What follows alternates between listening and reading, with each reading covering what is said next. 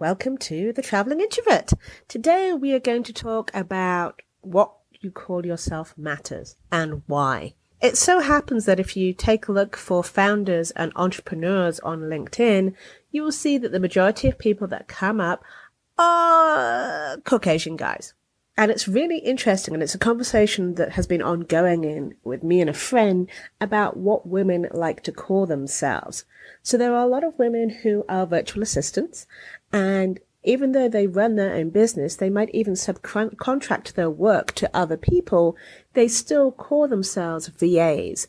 They don't call themselves agencies, they don't call themselves founders, they don't call themselves entrepreneurs, they definitely don't call themselves CEOs.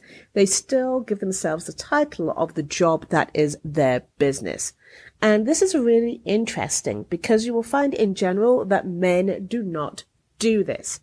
And another question was asked, why are there so few male VAs? And the response we got from men was, well, there are male VAs, but they don't call themselves VAs. They call themselves online business managers or strategic partners or some level of that nature. What they tend to do is they go into a business, learn the business and take over. Whereas women seem to prefer to go into the business and help and be supportive, but not take over and own it and run it as if it was their own. Now, I guess, it's okay. It's fine. You call yourself what you want to. But you will find that many women started their business from the ground up, but they don't include keywords that reflect this. And this is the same problem across multiple social media platforms. In fact, they rather call themselves self-employed, or they work for their company name, or get, cutesy creative titles, but none which really convey the fact that they own their business. And part of it is because women don't feel they've earned the title, and there's an imposter syndrome with that. They feel it sounds almost like they're tooting their own horn to call themselves a founder or an entrepreneur. And so there's this confidence gap that they feel that they haven't reached that stage, even if they've been working on their business for 5 to 10 years. And this makes it really hard because if someone is searching for an owner, a CEO, a founder, and you're not using that language, then they're not going to find you.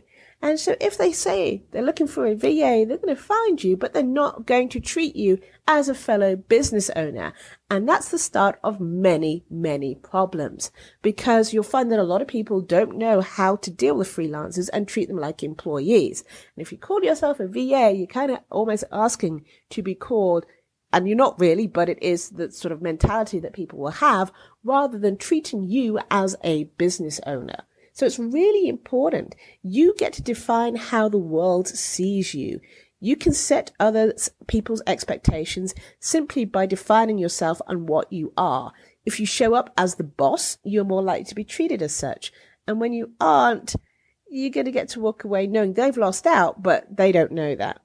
Also, it means that being seen means being heard. Search engines, you'll see, sort of search for the right keywords for your profile. So if you don't use those words, maybe strategic partnerships are skipping over you, or contract possibilities because you're just not using the language that they're looking out for. And trust me, I know that there are a lot of companies out there looking for female entrepreneurs and female founders and are finding it hard to find you because you're not using the right words.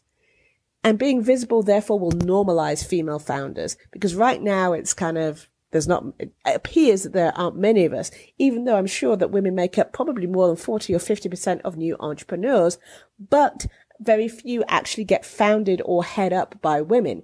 And only 2% of all VC funding goes to women. So we need people to see us for what we are. We are leaders. We are owners. We are strategic business partners. And the way to do that is to use those words. Be proud of them. Stand in what you do. And put founder on your LinkedIn profile, or CEO, or owner, because these words matter. And that was what I wanted to talk about today here on The Traveling Introvert. It was all business.